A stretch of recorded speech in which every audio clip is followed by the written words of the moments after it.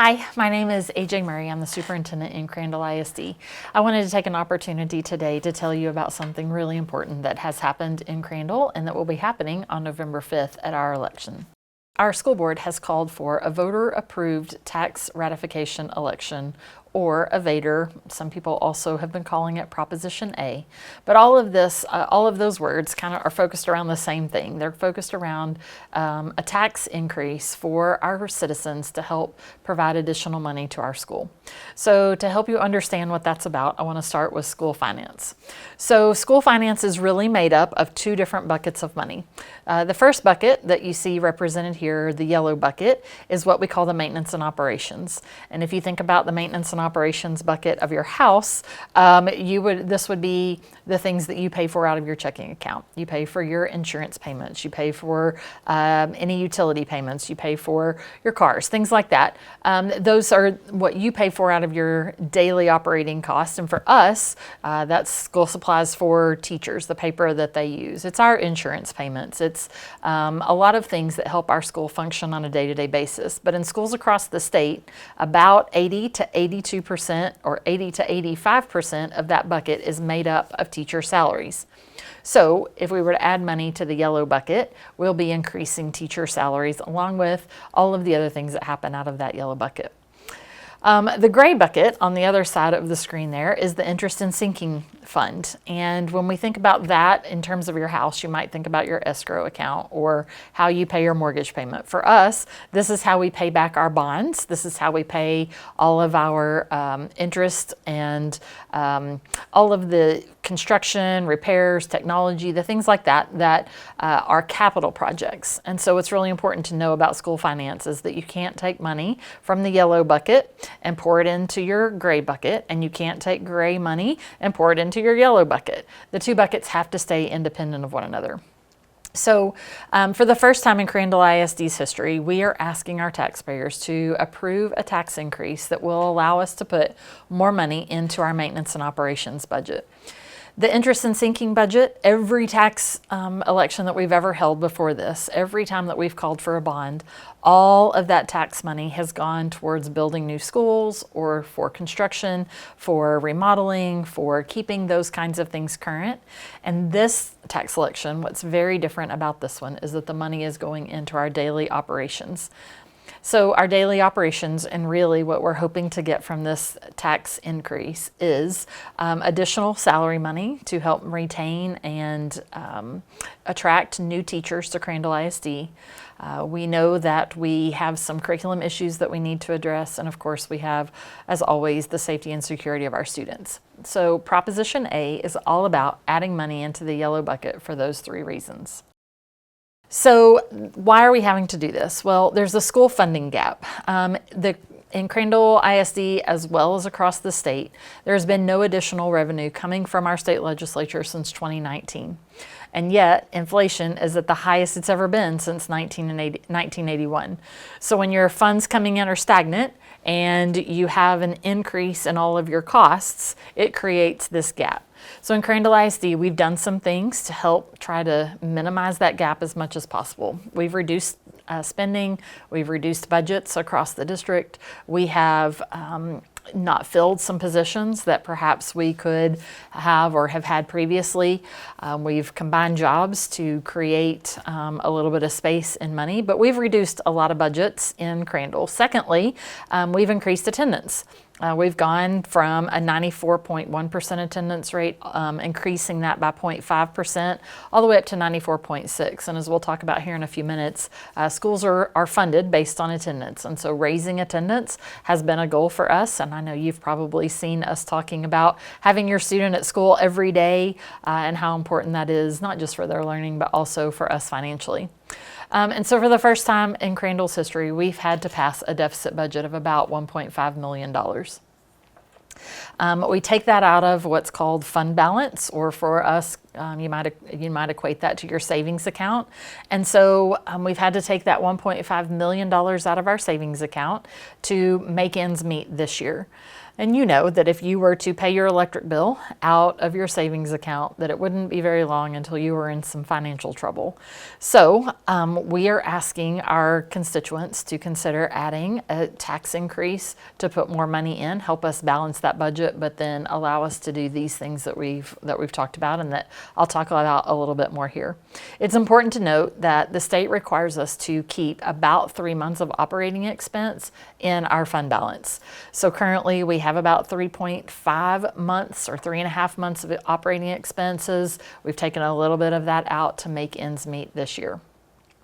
I want to be really clear that this is not just a Crandall ISD issue. This isn't because we did not spend money wisely or because something illegal has happened or even because we spent our federal funds inappropriately. You can see here on the screen, this is an article that was, or a news story that was published by Channel 8 on August 7th this year, showing how school districts across North Texas are struggling financially. And so it's not just Crandall. This next screen, there's a lot of words. I would never expect you to read it all by the time I'm skipping to the next screen, but each bullet point is a school district on there. And the red number is the amount of a deficit budget that they're adopting this year. So you can see this isn't just a small school thing. It's not just a big school thing. It's not just a Crandall thing. We are all struggling financially in Texas public schools. So before a school district can call for a tax raise or to raise taxes, they have to go through a study from an outside agency to make sure that what the funds that we are using, that we're using efficiently and make sure that we have maximized every dollar. And so we had a study done by Hankins, ESTEP, Deaton, Ton, Say, and Scarborough. That's a financial auditor company. And they came in and compared Crandall ISD finances to a group of comparison districts. So there were 7 other peer districts that look like us in terms of size and growth and proximity to an urban area, a variety of categories. But we had 7 districts that we're compared up against and then also comparing us up against the state. And there were 3 big takeaways. Number 1, we received the highest possible rating for financial accountability. It's an A through F score, and Crandall ISD has an A in our financial accountability this year, which is a really great feat and hard to do if you're a really fast-growing district like we are. Secondly, what the study pointed out is that the percentage of classroom teachers in Crandall is higher than both our peer districts and the state. In other words, Crandall ISD has done a really good job to put the majority of our money or the higher percentage of our money into classrooms and classroom teachers than our peer districts and the state. And so therefore, that means that our administrative staff is lower in our peer than our peer districts and also in the state average. And lastly, Crandall ISD receives fewer dollars per student than our peer districts and than the state average. So with those 3 things, what it says is that Crandall ISD has done a really good job and is being efficient. In fact, the audit found that, quote, CISD is maximizing efficient use of staffing resources to serve students while achieving high accountability ratings compared to their peer districts. We're really proud of that, but it doesn't change the fact that we have some needs. So in Crandall ISD, we know that those people who actually work with students every day are the one way that students are going to be successful. And so we know that our resources that we have in order to help students be successful have to go towards the things that are seeing our students through those teachers. So our school funding election is really based on 3 big needs. One of them is salaries, not just to retain the great staff that we have, but also to recruit new teachers to Crandall ISD. And we want the very best so that our students have the very best educators in front of them each and every day. Secondly, we weren't pleased with our accountability scores this year. We know that we've got some work to do in that area, and so we've got to improve some curriculum resources, especially when you think about the areas of college and career and military readiness. That's a always growing and changing need for us, and so an area that we'll want to spend a little bit of time. and money. And lastly, all of us want our children to come to school and to be safe. We want a safe learning environment. And we know that that excellent security doesn't happen by accident, that we have to plan for it, and that's an ever-changing and evolving dynamic as well, and it requires funds to stay current. So these three needs of salaries and curriculum resources and safety and security are the three big reasons that we're asking our taxpayers to increase taxes this year. So what you see here, what's our current reality in Crandall ISD? Well, the graph that you're looking at on the left, it says starting teacher pay. Across Texas, starting teacher pay is kind of the benchmark of which we compare ourselves with other districts. But you could replace that blue line with things like starting bus driver pay, or starting food service worker pay, or starting auxiliary employee pay. All of them, the chart looks the same. The numbers may just look a little bit different. But you can see that Crandall ISD lags behind in terms of salary. It's important to note that Mesquite, Garland, Forney, Duncanville, and Terrell have already all passed this election and therefore are able to meet the needs of their staff and these other needs of their district already. Crandall ISD is the only district in Kaufman County that has not passed this election. And so it's really important for us that in order to stay competitive and to stay current, that we look to our taxpayers to help us in this area. So we have trouble attracting new teachers, as you can see, because our starting pay is lower. But the picture on the right shows you that not only do we have trouble getting teachers here, but we also have trouble keeping them. Teachers are vested in their teacher retirement system after 5 years, but the way they are paid is on the best 5 years of their employment. So if I'm getting close to retirement, a veteran teacher who's experienced and knows how to manage classrooms and knows her content or his content very well, they're getting closer to retirement. And so many times those teachers will leave us and they'll head to another district where they can be paid a little bit more for the last few years of experience. So of course, the one anomaly that's on this is our neighbor to the north, Forney. They open 2 schools a year. And so as you open new schools, obviously you have to employ a whole lot of young teachers to make that happen. And so their average is a little bit lower than ours. But in school finance, as we talked about, there's only really 3 ways to get more money. And the first one is hope that our state legislature takes action to increase the basic allotment. I've been saying all along that in Crandall ISD, hope is not a plan. We really need our state legislatures to take action, but we can't guarantee that they will. We hope that they will. We've done everything that we can to reach out to our legislators and to explain the needs and talk about what's unique to Crandall and why the funding is important, but ultimately we're putting that fate in someone else's hands. So secondly, the other way to get more money, or a second way to get more money, is to improve attendance rates. And as you saw on a screen earlier, we have been doing that and we'll continue to do that. Having students attend school every day is not only best for them to have the opportunity to learn, but it does help us financially as well. And so lastly, the only other way that a school district can get additional funding is to ask our voters to approve a tax increase. So as you can see, this school funding election is to provide funding to increase salaries for our staff who work with students each day, but also to help us with our curriculum needs and our safety needs in response to the stagnant state funding that's been provided to us from the state legislature. So I want to talk a little bit about the taxes in Crandall ISD. Since 2018, the Crandall ISD has lowered property tax rates by 37 cents per $100 valuation.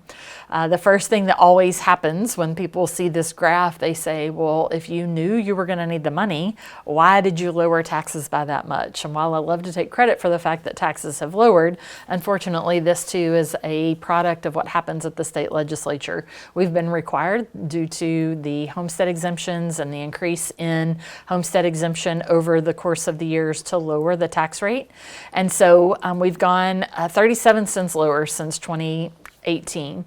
But what we're asking our taxpayers to do is add 12 cents back into the tax rate that would still leave our taxpayers with a 25 cent less, 25 cents per $100 valuation less than what they were paying in 2018. So if Proposition A passes, for the average homeowner, or the average home in Crandall is valued at $327,000. And so for the average homeowner, that increase then is about $36 a month. That's not even, I can't even take a family of four to Chick-fil-A for $36 a month. So what we're asking our constituents to do is to consider raising taxes by 12 cents in order to add about $6 million into our maintenance and operations bucket. It's important to note that if you are a homeowner over the age of 65, you have frozen taxes, and so this does not affect you. However, you can still vote in this election, and so we want to make sure that everyone is aware of that. That $6 million that we expect this 12-cent increase to bring comes both as a combination of effort from both the state and from our local tax base. And so one of the things that we hear a lot is, well, the state should just be doing something. They have billions of dollars in surplus. They should be doing something to help public schools. And we could not agree more. We agree that the state should be helping us with our financial situation more. But again, we can't depend on legislatures to do that. But when we raise our taxes by 12 cents, the state wants to make sure that every penny of a tax increase is worth the same across the state. And so when that happens, $3.5 million will be provided to us from the state, and $2.5 million comes from our local tax base, equaling about $6 million. So we can say that by calling this election, or by not calling this election, we're not taking advantage of every dollar that the state owes us. And so this is the one way to make sure that we are maximizing all of the resources that we could possibly maximize from the state level. So the next big question that I always get is, okay, so if we approve this $6 million raise, if we give you $6 million, how are you going to help teachers, or how are you going to help your staff? And that's a great question that is a little complicated to answer, so I'm going to break it up into 2 years. So I want to talk about the current school year that we're in right now. In the 24-25 school year, you heard me talk about the $1.5 million deficit. So the first thing that we need to do if we get $6 million from our taxpayers is to reimburse ourselves $1.5 million to make our budget balanced. After that, that leaves about $4.5 million that we can do some things this year for staff salaries. So the first thing that our board has approved already is a fall stipend.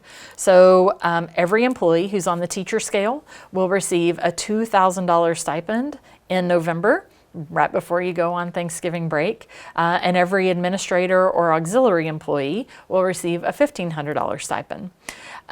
These are the first things that we know that we can do, but there will be some additional things in the spring. As you saw, retaining our great staff is a hugely important piece of why we are asking our taxpayers to help us out. And so there will be some signing bonuses that will happen for additional funding in the spring that we'll be announcing shortly after Christmas break. So now let's talk about next year. As you saw on that very first screen, about 82% of salaries, or 82% of that yellow bucket goes towards salaries in Crandall ISD. So of that $6 million, about 82% of that is going to go towards staff salary increases or staff raises next year. We want to be very thoughtful and very prudent with the money that we're provided from the state. We want to utilize these funds very thoughtfully and to make sure that we're doing them appropriately and equitably. So we have a staffing study that will be conducted by an outside agency. They'll come in and they're going to look at everything from staffing ratios to make sure that we're not overstaffed or understaffed at any one particular area or any particular school. But not only will they look at staffing ratios, they're going to compare our salary study, our salaries across all of the scales. So they'll look at the teacher salaries, they're going to look at the food service salaries, the bus driver salaries, our maintenance worker salaries. They're going to look at all of those salaries and make recommendations to us about how to get as many of those in the competitive range as possible. And so every employee will receive some type of a raise. It's just very difficult today, prior to this staffing study, to tell you exactly what that raise is going to be for employee.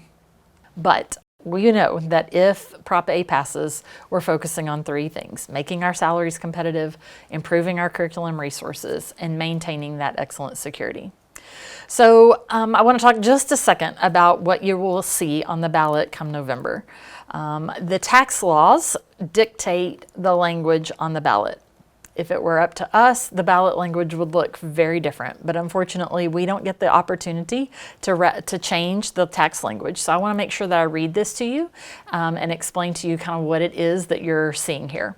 So the ballot language says, ratifying the ad valorem tax rate of $1.2869 per $100 valuation in Crandall Independent School District for the current year, a rate that will result in an increase of 24.7% in the maintenance and operations tax revenue for the district for the current year as compared to the preceding year, which is an additional $5,834,282.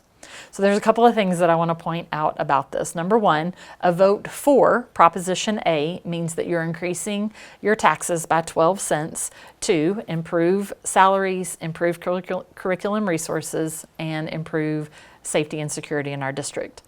A vote against means that the Crandall ISD receives no additional funding. I also want to point to the language here in Prop A that says 24.74% in maintenance and operations tax revenue, an increase. That does not mean that the taxpayer will receive a tax increase of 25%. What that's a combination of is thinking about the growth of our district, the new homes coming on, our increased property values, and the 12% increase. All of those things taken into consideration add up to an increase of our operations tax revenue. So what we're asking is really three things. Number one, become involved. Thank you for watching this video. We felt like it's really important to get this information out. So be involved and ask questions. There's a lot of technical information that we've provided to you today, and so we want to make sure that you're educated on the issues and that you have questions for us. We want to answer them. So there's a website that we have dedicated to this information where we have shorter videos of just specific questions, as well as we have the Let's Connect where you're able to answer or ask any question, and we'll try to get you an answer very quickly. And then lastly, regardless of how you feel about Prop A, it's super important that you just exercise your right to vote. So Election Day is November 5th. However, we do have early voting that will happen here at the Crandall Combine Community Center. That starts on October 21st.